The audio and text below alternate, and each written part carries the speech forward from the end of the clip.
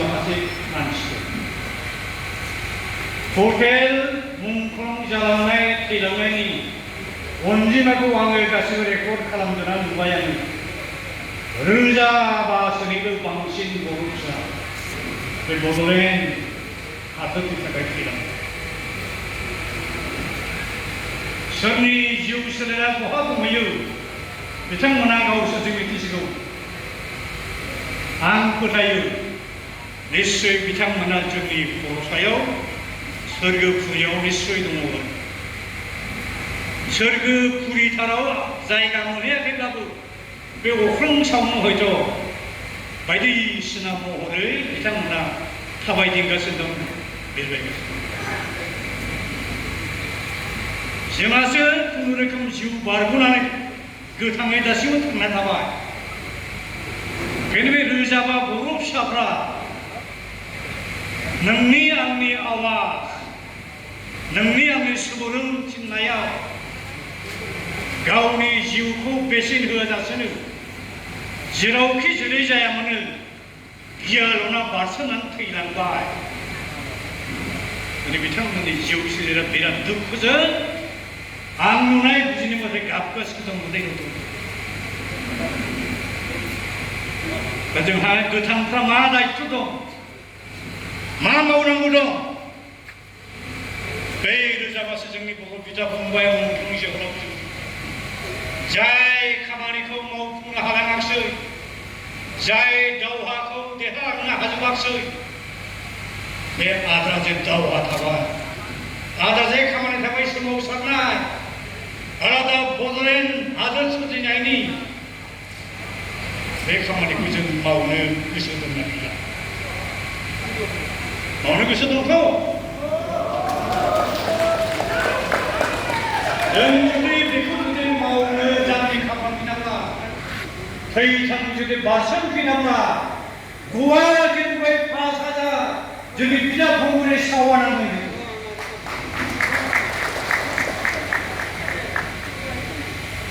बिराद गोथौथि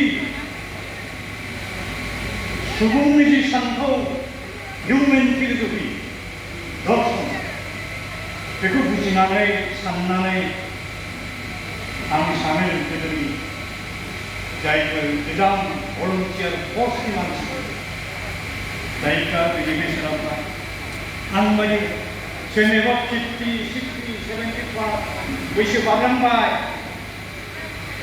बेवथ' नाथाय बिसोरनि गोसो मेलेम स्पिरिट साहसा दिनै गोमायाखै बैसोआसो बनायदों खिन्थु स्पिरिट स्टामिना जिल आर्सेना गिदिर स्पिरिटआ बोरायाखै बोराय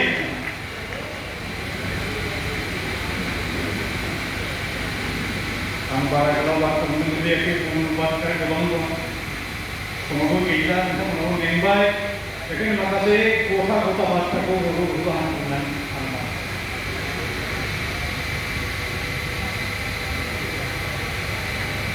दा जोंनि जुक्ति आर्गुमेन्टआ जाहैबाय जों सेपारेट स्टेटखौ मोनबा जों मोना मानो मोननांगौ गोबां बर'फोरनि बे थांनाय पस्ट पलिसिखौ कन्ट्रिबिउसनाव आं खोनादों मानो दं गथ'फोरा नांबाय थालालै दा बिटिसिनिफ्राय फोथारबाय बिटिआरआथ' साबसिनबाव हामसिनबाव नेशनेल केपिटेल टेरिटरि रिजननि एनसिआर बायदि बिराद गिदिर आयो लेखाफोरखौ फरायजोबना फरायखाय संबिधानखौ बेसेबां फरायनो फरायनो आं बुजियाखै खिन्थु आं बुंगोन आं नुदों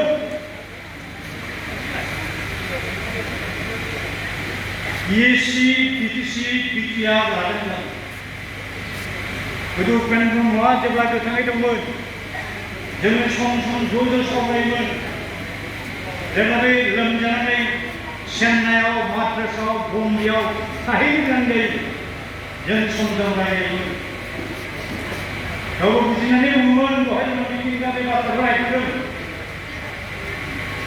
जों बड'लेण्डखौ खेबसेनो मोननांगौ जानो हागौ मालायाबो मोना नागाफ्राबो खेबसेनो सेपारेट नागालेण्ड स्टेटनाबो नागा हिल्स ट्रेडिसन हिल्स बे मोननै जिल्लाफोरावनो 6 जिल्लानि आन्दाराव दतमा डिस्ट्रिक्ट काउन्सिलआ गार' हिल्स खासि हिल्स जयन्तिया हिल्स बेबो खेबसेनो बिसोरो खालामदों अरुणाचलनि बिसोरो खेबसेनो रायजो मोनाखै गोदोनि नेपालाव 6 जिल्लानि आन्दाराव गिरगिर मिज'राम लुसाइ हिल्स बिसोर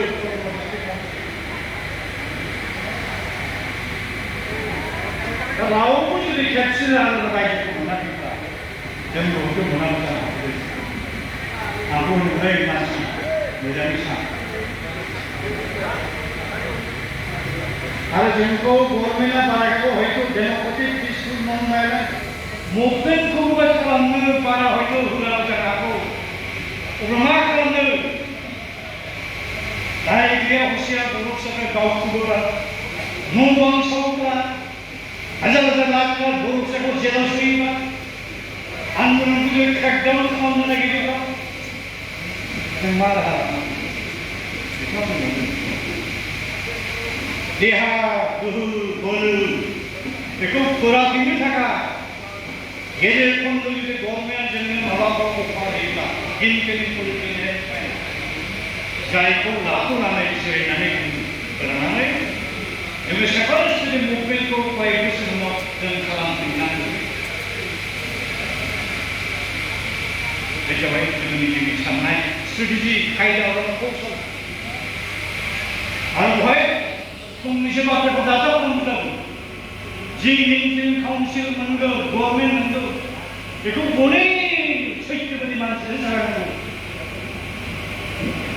आरो बे गभर्नमेन्टआनो जेब्ला सेपारेट स्टुडेन्ट मुभमेन्टखौ जों खालामफिननो गोनां जागौ थाखा फैसा रांखावरि अनसुंथाइ हरनांगौ पेट्रनेट खालामनांगौ बे जाबाय जोंनि स्ट्रेटेजि जेब्ला 1992 नि 20 फेब्रुवारियाव गुवाहाटीनि एयारपर्टआव बरझार एयारपर्टआव जों सानफेरा अफिरि रोखोमनि हरखाबै जे फार्स्ट सेथि बर' मुलुगफ्रा बिसि आफाद सेथि सार होखांनाय लोगो लोगो आंनाव सोंदों माखासे सामलायग्रा रिपर्टारफोरा Are you satisfied with this effort? Orang muda, there is no question of being satisfied or unsatisfied. Goso goजोननायनि गोसो गोजोननायनि खामानि बे जाबाय जोंनि strategic approach. It is just like our stepping stone to climb the next ladder. गोजौसिन जांख्लायाव गाखोनो थाखाय बे जोंनि मोनसे खायदा बे मथे बिएलपिनि जोनोम जाबाय उनाव बिएसि जेब्ला टप जाबाय एफबि इमप्लिमेन्ट खालामाखिसै बिटिसि एकर्ड जाबाय बिटिसि एकर्डनि गुदियाव जोंनि सानथौआ बेनोमोन जे सेपारेट स्टेटखौ हयथ' बिएलपिआबो थैथाम जुद्ध नांबाय थाबाबो हयथ' मोनाबा जानो हागौ आरो बे समाव गभर्नमेन्टआ बिनो जोंखौ बुङोमोन भारत सरकारनि आखायाव दासिमबो खुनु रायजोखौ बुखावनानै गोदान रायजो रावबो होनायनि थांखि गैथ'आ जों जा होनो नागिरदों बेखौ लाफाग्रो देनां जुदि बबेबा रायजोखौ सिफायनानै खावनानै गोदान रायजो होनो सानोब्ला नोंथांमोननि इसु नोंथांमोननि दाबिखौ साननाय जागोन Tiga suri itu sebulannya siapa? Demi dimulai 20 bosan. Di situ eksperimen kena jawab, anjab kena jawab, trial kena jawab, porikan kena jawab. Tapi kita di situ terus bosan, trial aku kena jawab, ansoi masih jawab. Kalau Bharat government asam government demi aku implement macam Gas itu kena maksud, जेराव थानाय मानसिखौ हगाराखिसै, मुंख्लंफोरनो रां होआखिसै, लामा सामा दंग' बान्दो जाम्फै स्कुलफोराव hospital factory जों बेखौनो लाफांबाय, बेखौ रिकनस्ट्राक्सन थाखा बिदोंमोन जों होआखिसै। बेनिखायनो चेलेन्ज होनानै आङो 6टा कन्डिसन होनानै आं चेलेन्ज होनानै 1992 नि 16 नभेम्बरनि मोनाबिलियाव आं इस्ताफा होदों, आं कुइट खालामनो हैदों। बिनि उनाव काउन्सिल रुमाव शिफ्ट जाबाय 5 बोसोर। बिनि उनाव एजिपिनि आमोलाव फनकजन नार्जारि शिफ्ट जाबाय। 2003 सिम बिएससिआ थांबाय। बे 10 बोसोर बिएससि। बिनि उनाव जों बुंनो जुक्ति जोंहा मोनबाय जे बिएससिआ फ्लप जाबाय, गभर्नमेन्टआ जोंखौ थगायबाय। बिनि उनावसो बिटिसिनि जान्थाव गाखोनो हानाय। दाना फैयै फैयै जों 20 बोसोर आनजाद नायबाय। खिन्थु बिटिसि गभर्नमेन्टनो थाखाय बे बड'लेण्ड ओनसोलाव जोंहा गासै 30 लाख मानसि दं। बे 30 लाख मानसिनि डेभेलपमेन्टनि साख्रि बाख्रिनि थाखाय डिग्री थाखा मोनदों। भारत गभर्नमेन्ट आसाम गभर्नमेन्ट नाथाय जों इसेबां मोनाखिसै। बेनि थाखाय गोबां ओनसोलाव लामा सामा डेभेलपमेन्ट इनफ्रास्ट्राक्चार गिदिर जानो हायाखै। आं बुंनो हाफेराखै बिटिसि गभर्नमेन्टनि दिनाव जेबो जायाखै, जादों, गोबां जादों, खिन्थु जेसेबां जानांगौमोन जानो हायैनि खारनाव थाखाखौ जेरैबायदि जों नुनो मोना। देग्लायनि बाजेटनि एसे फिक्सार आं नोंथांमोननो खिन्थानो सानदों। देग्लाय 2026-27 फाइनेन्सियेल इयारनि आसाम गभर्नमेन्टनि बाजेटआ जाबाय गासै 2,85,084 कौटि टाका। दा जोङो बड'लेण्ड ओनसोलनि 30 लाख मानसिनि पार्सेन्टेजआ आसाम रायजोनि टटेल पपुलेसननि गेजेराव 8.13%। 8.13% पपुलेसन जों दं। बे गैयाब्ला सासे मानसिनि थाखाय आसाम गभर्नमेन्टनि बाजेटआ 77,426 टाका। 77,077,426 रुपिस। दा जोंहा बे 30 लाख पपुलेसन दंबा बेजों माल्टिप्लाइ खालामनो सानजायोब्ला जोंनि मोननो गोनां थाखाया जायो बेसेबां? 23,000 कौटि। 23,000 कौटि मोननांगौ जोङो। जोंनि बे मोनबा डिस्ट्रिक्टखौ लानानै जुदि बड'लेण्ड स्टेट जागोनब्ला जों 23,000 कौटि देखायनांगौ। जों जोंनि बिटिसिनो देग्लाय बाजेटआव बेसेबां मोनदों? 4,014 कौटि होदों। एसेबां बे 4,014 कौटि मानोखौ मा साख्रियावला जेसेबां दं, ओमफ्राय दिन हाजिरा, कन्ट्राक्सन लेबारार, एमप्लयि बिसोरनो बेथन होनायावनो खौसेनि दं। डेभेलपमेन्टनि खामानि मावनो मात्र बेसेबां हरदों? 450 कौटि जाबाय। फार्स्ट इन्सटिटिउटनि खामानि। आङो दहाय फुङाव स्टाडि खालामबाय। भारतनि सा सानजाया बेसेबां फिसा फिसा रायजो दं? बिसोरनि बाजेटआ बेसेबां? अरुणाचलनि पपुलेसना 11,000 दा बिसोरनि बाजेटआ मालाय 36,000 कौटि।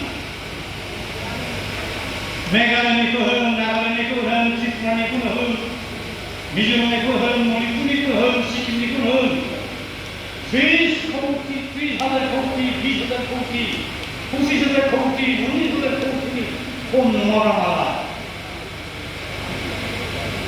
दा बे फिसा फिसा जायगाया एसे मानसि गोनांफ्रा इसेबां थाखा मोनला। जोंहा बिराद दुखुनि बाथ्रा जाबाय।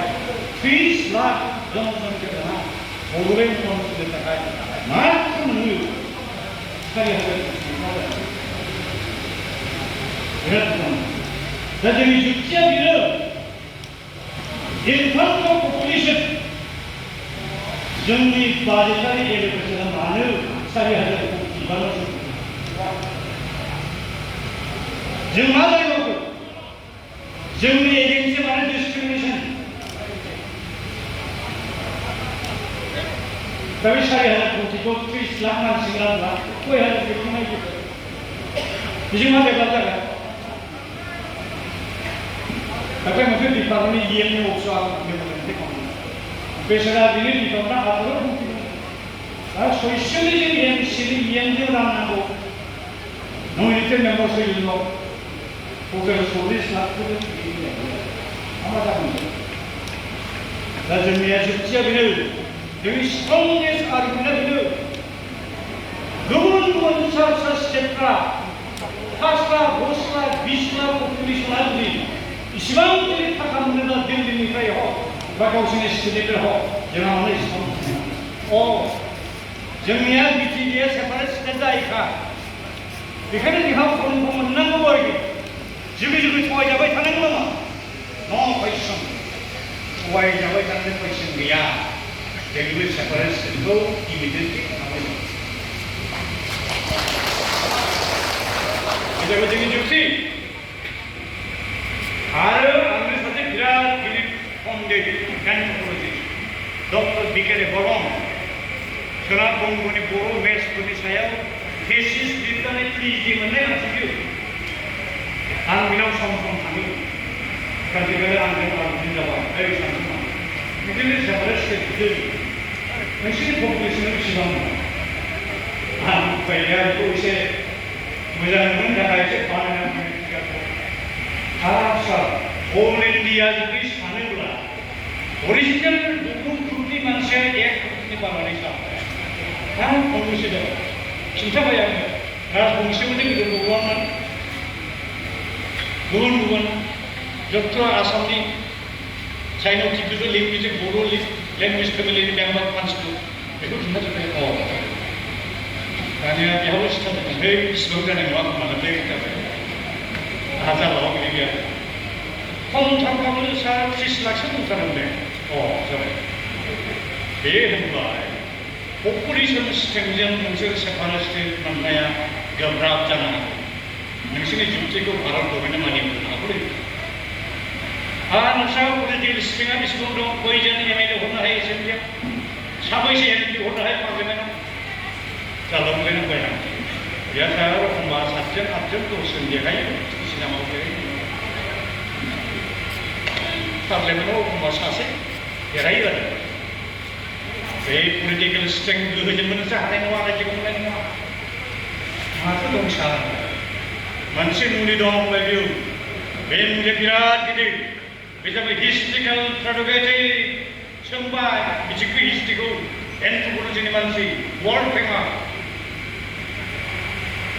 बे होनबा बे कामरुआ सोरनिमोन गोदोनि गोजाम जे देश हादर कामरु भास्करमोन सालायलांनाय प्रागज्योतिष सोरनिमोन बे तेजपुरा सोरनिमोन महिलाफोर दानबा सोरमोन बेफोर गासिबो नोंसोर रायजोमोन राजाजोंबो नोंसोरनो बानासुर नरकासुर खदातखस महाभारतनि कुरुक्षेत्र जुद्धआव दावहा नांहैनो बाहागो लायो बे होनबाय नोंसिनाव बयनिख्रुइ देरसिन गिदिर सम्पति हाथियारा दङ नैबे हिस्ट्रिकेल प्रेरोगेटिभ बे हाया नोंसिनिसोमोन बे हाखौ नोंस्रा मोनफिननांगौ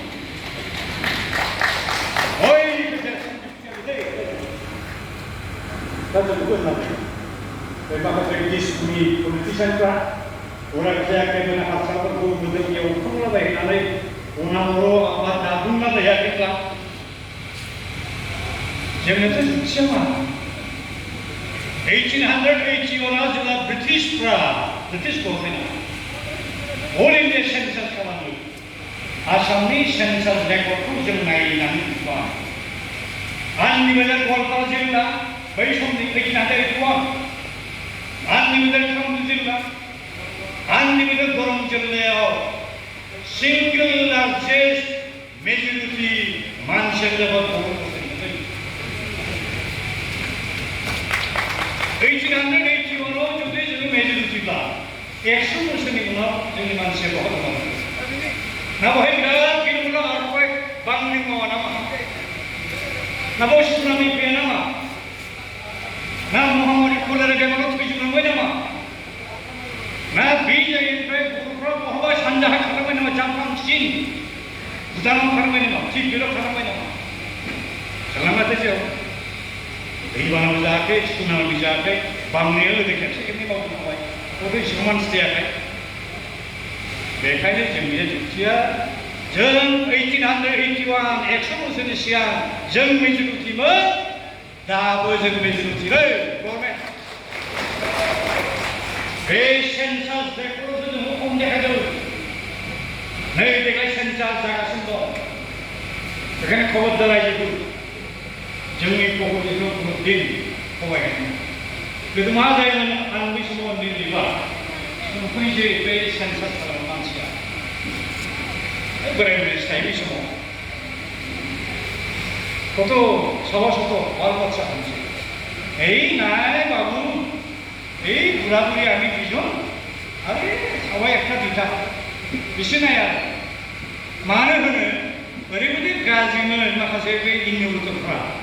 Main dia, hak kabar bintang ada. Budak-budak mana, main apa orang budak-budak mana kita budak-budak. Begini sahaja. Ambil jenis dia asal sendiri. Sensor orang dia. Jawab data asal ini lagi nampak. Cuma makna bahasa ni. Ada sih orang ni. Jitu asal kita punya sih. Orang ni. Kita nak buat suki. Kursusnya kami kan. Burunya kita. Nih deklarasi nampak. Malai burung. Setelah apa yang misal awalnya, tunggu. Tapi apa pilih? Angin kulisan terlalu komputer. Ambil angin itu dengan pulau itu. Saya ujung dari orang itu bahasa kita usul cincanya, nubin. Jadi usul bisa tahu siapa. Dia siapa itu je ekor kalau lainnya rizal jauh. Setelah apa boleh di. Beli bisa sense kurang, memang waktu teman-teman lagi. Tapi ada siapa yang nak familia. Jadi kita orang teknik mau manusia, kayaknya betul. Itu usul dia jatuh hendung. Mak betul tak? Jadi puluhan sekian untuk sama puluhan bermula masuk. Teknik ekspor, itu bahaya. Tapi itu gimana? Orang sebel, kompleks orang. Tapi kita itu subung bisanau, jangan kerana mejuti, dalam. Maksudnya government mana sih kita tahu. Jangan polisinya kumai yang mana kumai. Saya itu bel bloknya hayal, lat dunia ni, tanah mana anu polis bantu. Dua hari hari orang kita tahu orang. Saya yang bel blok tu illegal macam apa pun. Itu kan. Prime Minister office ni direction ni lagi halan baru. Doang saya dapat kuni komplain Madinah. Asal ni ship sekarang itu orang. Bodoh Muslim macam saya bel blok saya bel bloknya hayam orang Malaysia. Yang berkuasa. Bodoh ni zaman dah. Kawai ni reaction mana? Asal ni ship sekarang bayi sudah BTC ni, principal sekarang orang apa? Mungkin BTC awak bisbang illegal macam apa tu? Action mana? Itu dah ya. Lain sesuatu ada, itu orang apa? Jai DC pra, hai pun order ko mau mana? Bisni beton ni fine dan naik jalan. Nih, pada kaidah itu juga. Umuk belto, dan listing macam edition macam mana? Report tapi dia high pro, umuk sampai betul. Satu lagi kamu tahu. Dan bibi juga argumen. Jenis hal boleh jadi kata mana lagi itu saja. 60 年了，bubi sila. 성미진이 부비 다래 아티가 증거를 가지고 증명하고 하다는 거. 지나 샤파레스 비카이네. जोंनि हा हुआ रैखाथि मोनना नङाब्ला दे जोंखौ भारतआ थगायसो जोंबो बुजिबा separate मोनब्ला जोंनियाबो हा हुआ हाग्रा बंग्रा बासायगोन पुलिस थागोन जोंनि आखायाव ल' एन्ड अर्डार कन्ट्रलखौ जों खालामगोन अब्लासो हा हुआ बासिगोन नोंनि आंनि बिदा फंबायनि जिउआ मालायफोरनि आखायाव नै कयेक मासाव साफा साफा थगायजागासिनो आरो बर' फिसाफ्रा आइजो फिसाफ्रा सोर सोरदै बहा लांखारजादों बिराद दुखुनि बाथ्रा लासिंसिं खोथा जिनारि बयजोंजे खालामजाखो एक्सन जेबो गैया जोंहा सेपारेट गैयिखाय बेबायदि खथ' आलाय सिलाय जानांगौ बेखायनो सेपारेट इमिडियेटलि दिल्ली गभर्नमेन्ट जोंनि दुखिया बिसोर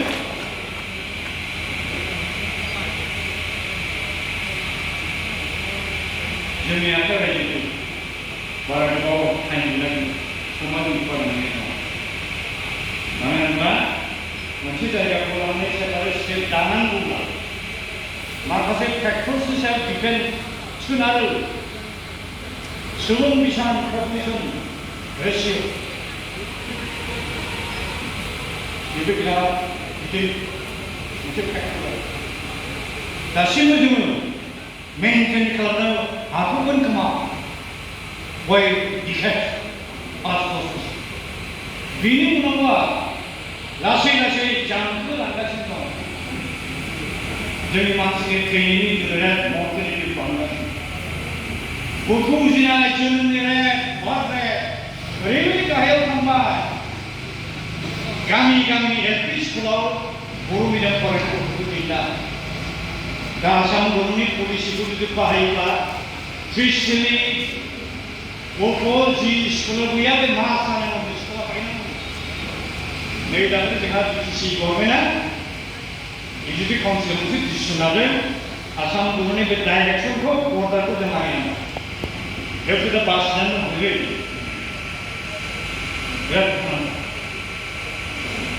बेखायनो एटलिस्ट बे फार्स्ट 6-7-8 बोसोरनि गेजेराव जोंनि सेपारेट स्टेट बड'लेण्डखौ जुदि आदाय खालामनो हाया बे उनाव बहा थानांगौ it is a matter of time